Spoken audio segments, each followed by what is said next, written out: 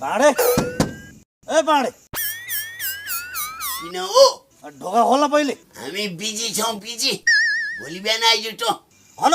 खुर्कुलो ढोका खोल्छस् कि भत्काइदियो तेरो ढोका ए जोइन्टे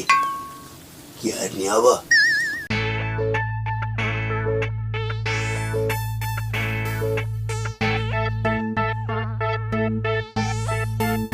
हन कति बेर लाग्यो नि ढोका खोल्न पनि अनि यहाँ भित्रबाट सट सट आवाज आउँदै थियो त के को आवाज हो त्यो सिरकमा चाहिँ भए जति कपास एकै ठाउँमा थुप्रिएर गुजुल्टो परेछ अनि यही लट्ठीले स्वाट स्वाट हानेर फिजाउँदै थिएँ कि खै टच छ भने ले त एकछिन मलाई ए टच अँ, कुरो बुझ्दा त टाढै जान लाइस जस्तो छ नि त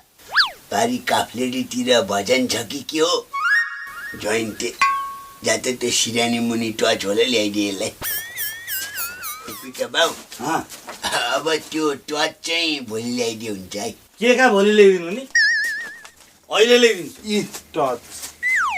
यो तेरो घर पछाडि झ्यालमुनतिर घोड तापेर देखाएको थिएँ पिसाब पोलेर हैरानै भयो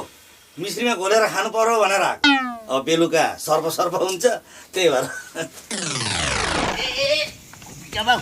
के भयो फेरि त्यो घोटाप्रेहरू त यता झ्यालतिर भन्दा पनि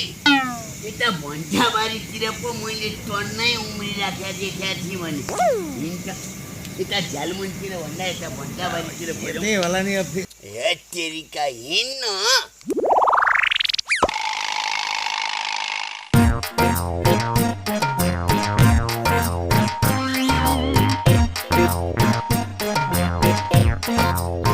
खै त एउटै घोड तापेर छैन बेकारमा भेन्टाबारी छ भनेर हिँड्नु त हिँड उतै झ्यालमुनतिर होला मैले रोक्या छ र तँलाई आइज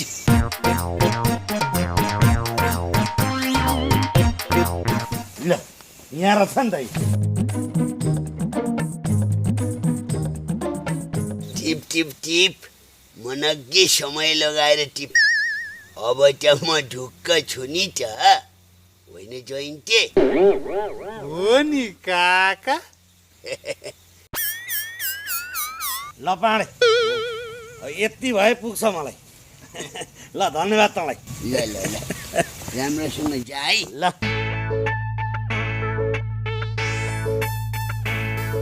जोइन्टे आज त यो धान चुटेर